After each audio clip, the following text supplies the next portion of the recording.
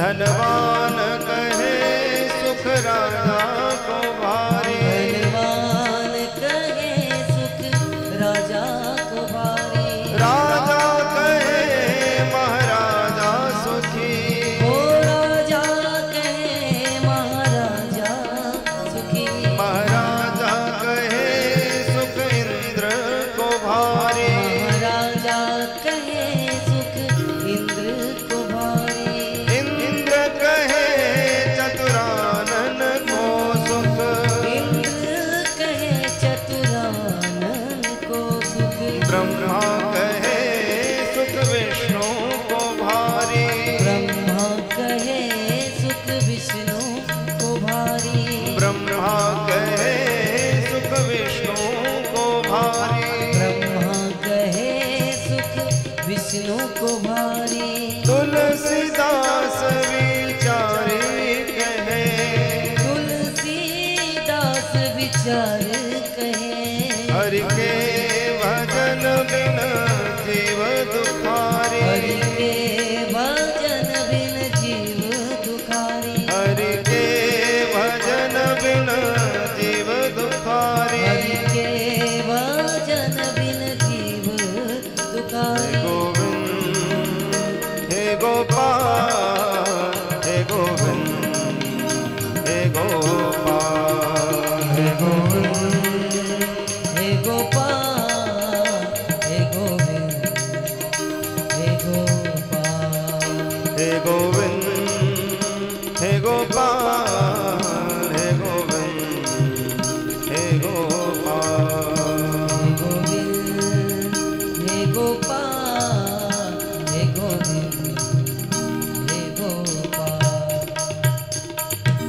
जय जय श्री राम, जय जय श्री राम, जय जय श्री राम, नमः पार्वती पतये हर हर महादेव।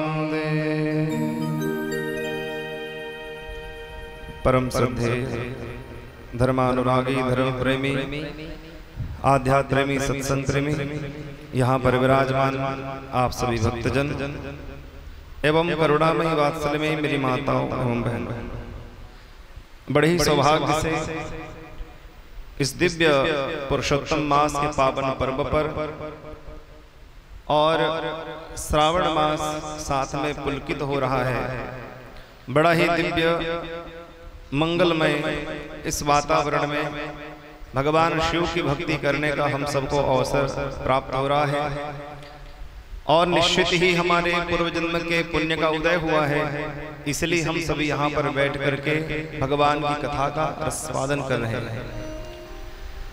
नहीं तो न जाने कितने करोड़ों जीव हैं जो भगवान की कथा से वंचित हैं, परंतु जिसके ऊपर भोले बाबा की विशेष कृपा होती है, जिसके पूर्व जन्म के पुण्य का उदय होता है, वही इस कथा पंडाल में आकर के बैठता है। भाग्योदयेन बहुजन्म समर्जितेन सत्संगमं च लभते पुरुषो यदा। जन्म जन्मांतर के भाग्य का जब उदय होता है, एक ही जन्म दो जन्म के नहीं, जन्म जन्मांतर के, आपने पूर्व में जितने कर्म किए होंगे अच्छे, वे सब का एक ही प्रताप है कि आप यहाँ पर बैठ करके भगवान की कथा चर्चा में सम्मिलित हो। तो हम सबके लिए बड़ा ही दुर्लभ संयोग है कि पुरुषोत्तम मास है। पुरुषोत्तम और शिव, राम ही शिव है और शिव ही, कोई भिन्नता नहीं, कोई भेद नहीं। राम जी शिव जी के उपासक हैं और शिव जी राम जी के उपासक हैं। इसीलिए तो राम जी अपने मस्तक पर त्रिशूल धारण करते हैं और भोले बाबा राम जी के बाणों को धारण करते हैं। हम सब रामानंदी संप्रदाय के हैं और मस्तक पर ऊर्ध्वपूर्ण तिलक लगाते हैं। तो ये क्या है? ये भगवान देवाधिदेव महादेव का त्रिशूल है। कल किसी ने प्रश्न किया, महाराज जी भोले बाबा के त्रिशूल का क्या नाम है? त्रिशूल का क्या नाम होगा? त्रिशूल का नाम त्रिशूल ही है। शूल, शूल भगवान देवाधिदेव महादेव का एक नाम है, शूलपाणी। उसमें त्रिशूल है, इसलिए उसका नाम पड़ा त्रिशूल, उसका नाम ही है। धनुष जो भोले बाबा ने धारण किया है उसका नाम है पिनाक, पिनाकधारी, तो नाम ही त्रिशूल है। तो मस्तक पर जो तिलक लगाते हैं, राम जी तिलक लगाते हैं, सो त्रिशूल को धारण करते हैं। भोले बाबा राम जी के उपासक हैं, इसलिए मस्तक पर बाणों को धारण कर लेते हैं। तो राम ही शिव है और शिव ही राम है। राम जी कहते हैं कि जो मेरी कोई उपासना करता हो और देवाधिदेव महादेव की निंदा करता हो, वह मेरा अपराधी है। ऐसे ही जो शिव उपासक हो, राम जी की निंदा करता हो, वह शिव जी का अपराधी है। इसलिए हमको अपराध नहीं करना। शिव ही राम है और राम ही शिव है। आज वही कथा मैं आप सबको श्रवण कराऊंगा कि किस प्रकार राम जी शिव जी के उपासक हुए और शिव जी राम जी के उपासक हुए। तो हमारे पूर्व जन्म के पुण्य का उदय हुआ, जो हम यहाँ सब विराजमान हैं। और कहीं न कहीं स्वामी श्री गजानन जी महाराज की बड़ी विशेष हम सबके ऊपर कृपा हुई, जो उनको कथा सुनने की इच्छा हुई और आप सबको निमित्त बना करके वो कथा श्रवण कर रहे हैं। बड़े सौभाग्य से, बड़े आनंद से कथा श्रवण कर रहे हैं। पुरुषोत्तम मास का जो महीना है, पुरुषोत्तम, पुरुषों में उत्तम भगवान नारायण। पुरुषोत्तम मास जब तिथियों में थोड़ा थोड़ा थोड़ा थोड़ा अंश बचता है, जैसे कभी कभी होता है ना कि द्वादशी केवल प्रातः 7:30 बजे तक है, फिर त्रयोदशी लग गई। जो ये न्यूनता अधिक जो होती है बीच में तिथियों में, उन न्यूनाधिक तिथियों के बचते बचते बचते बचते 3 वर्ष बाद जो है वह जो है 1 महीने के रूप में परिणित हो जाता है। यानी कि सबका बचा हुआ 1 महीना बनता है, सबका बचा हुआ। सूर्य और चंद्र के जो भी बचे हुए हैं वह जो है संक्रांति और राशियों के संयोग से बीच में जो बचा हुआ रहता है, अंतिम में 3 वर्ष बाद वह प्रकट होता है पुरुषोत्तम मास के रूप में। जब सबसे पहले पुरुषोत्तम मास प्रकट हुए तो उस समय सभी जितने देवता हैं सब देख देख कर कहने लगे, अरे चैत्रादि जितने भी मास हैं, कार्तिक मास इत्यादि सब के सब पूजनीय हैं, परंतु इस पुरुषोत्तम ये मल मास को देखो, सबका बचा हुआ ये मल है। क्या है? सभी जो मास हैं, सभी मासों का बचा हुआ ये क्या है? यह मल है। न इसके कोई देवता है, न ही इसके कोई देवता है, न ही इनकी कोई संक्रांति होती है, न इसका कोई लय है, इसका कोई नहीं। पुरुषोत्तम मास में संक्रांति नहीं होती सूर्य की, इसलिए सभी जितने देवता हैं सब उसको हिनने लग गए। कह रहे तुझमें तो सूर्य की संक्रांति नहीं होती, लय ही नहीं तुम्हारा। किसी ने स्वीकार नहीं किया। मलमास ने हाथ जोड़ जोड़ कर कहा कि मुझको कोई स्वीकार कर लीजिए, मैं अनाथ हो गया हूं, मुझे कोई स्वीकार नहीं कर रहा है, आप लोग मुझे आश्रय दे दीजिए। परंतु किसी ने आश्रय नहीं दिया। तब महाराज उस समय देवर्षि नारद जी महाराज नारायण नारायण करते हुए अनेक सी तीर्थों का भ्रमण करते हुए जा रहे थे, और ये जो मलमास है अपना सर पटक रहा था। देवर्षि नारद जी को दया आ गई, तो पूछा भैया कौन हो तुम, क्यों अपना सर पटक रहे हो? उसने सारी बात बताई। तो कहा देखो नाथों के नाथ अगर कोई हैं तो हमारे जगन्नाथ हैं, इसलिए चलो हम उनकी शरण में चले। मलमास को ले जा करके भगवान नारायण के समीप देवर्षि नारद जी ने कहा प्रभु ये अनाथ हो चुका है, अब इसका संसार में कोई नहीं, किसी ने इसको स्वीकारा नहीं, इसलिए आप ही कुछ कृपा करिए। भगवान नारायण ने पहले उसकी ओर देखा और कहा कि तुम चिंता मत करो, तुम मेरे साथ गौलोक धाम चलो। तब भगवान जनार्दन भगवान नारायण अपने साथ उस मलमास को गौलोक धाम लेकर गए, जहां द्विभुज कृष्ण है। एक बात याद रखिए, द्विभुज कृष्ण से ही चतुर्भुज भगवान नारायण प्रकट हुए हैं। अंश चतुर्भुज से भगवान श्री कृष्ण नहीं है, द्विभुज कृष्ण से चतुर्भुज नारायण है। जितनी देवियां हैं ये भगवती राधा रानी से प्रकट हुई। श्री राधा रानी अखिल ब्रह्मांड नायिका राधा रानी ही जितनी देवियां हैं आपको प्राप्त होंगी।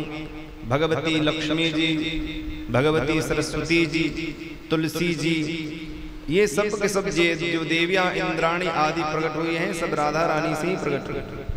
इसकी कथा विशेष रूप से श्रीमद् देवी भागवत में राधा रानी से सब प्रकट। तो गोलोक धाम में पुरुषोत्तम मास को लेकर के भगवान जनार्दन गए, चरणों में रख दिया, प्रभु हे दीनानाथ अब आप इसके ऊपर कृपा करिए। उस समय भगवान श्री कृष्ण ने कहा कि हे नारायण, जिसको आपने स्वीकार कर लिया तो वो तो हमारा सबसे प्रिय हो जाता है, इसलिए आज से हमने इसको भी स्वीकार किया।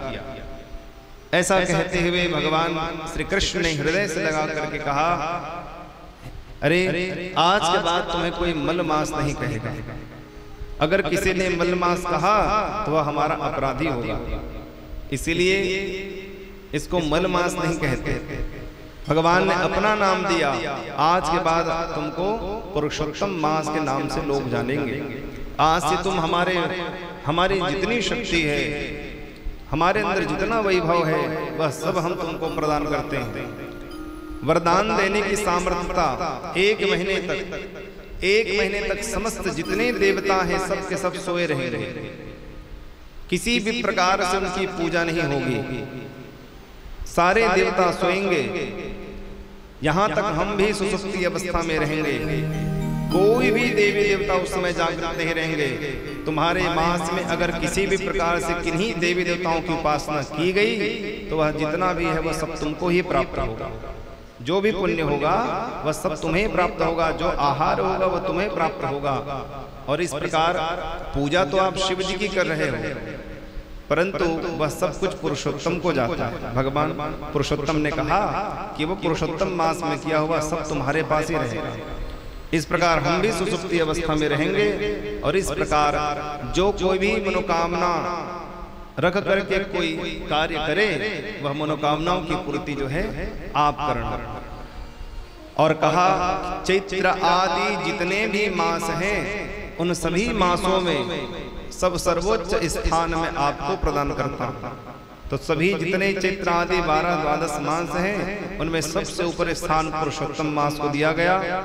और इस प्रकार पुरुषोत्तम मास में किया गया दान, भगवान की कथा का रसस्वादन, कथा श्रवण, यज्ञादि कर्म सब के सब जो है करोड़ों गुना फल प्रदान करने वाले होंगे, ऐसा भगवान श्री कृष्ण ने कहा। करोड़ों गुना फल प्रदान करने वाले होंगे और उसका जो फल होगा वो अक्षय होगा। अक्षय का मतलब होता है कभी क्षय नहीं होने वाला।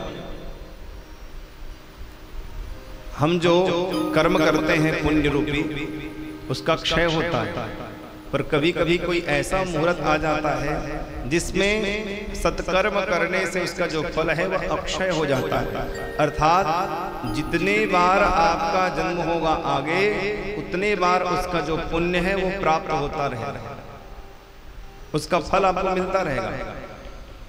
मुक्ति होने के बाद, मोक्ष प्राप्ति होने के बाद वह स्टॉप बंद हो जाए, पर जब तक जन्म होगा बारंबार पुनरपि जननम पुनरपि मरणम पुनरपि जननी जठरे शयनम, जब तक जन्म होगा आगे तब तक उसका सुख जो है प्राप्त होता रहेगा, वह अक्षय फल देने वाला होता है। जैसे मकर संक्रांति में किया गया दान पुण्य अक्षय फल प्रदान करने वाला होता है। अक्षय तृतीया को किया गया दान पुण्य वह अक्षय प्रदान करने वाला होता है। चंद्र ग्रहण, सूर्य ग्रहण में किया गया दान पुण्य इत्यादि अक्षय फल प्रदान करने वाला होता है। विषव योग में किया गया दान पुण्य इत्यादि सब के सब जो है अक्षय फल को प्राप्त होता है। विषव योग किसको कहते हैं आगे हम कथा में बताएंगे। चतुर्वेदी चैनल को सब्सक्राइब जरूर करें।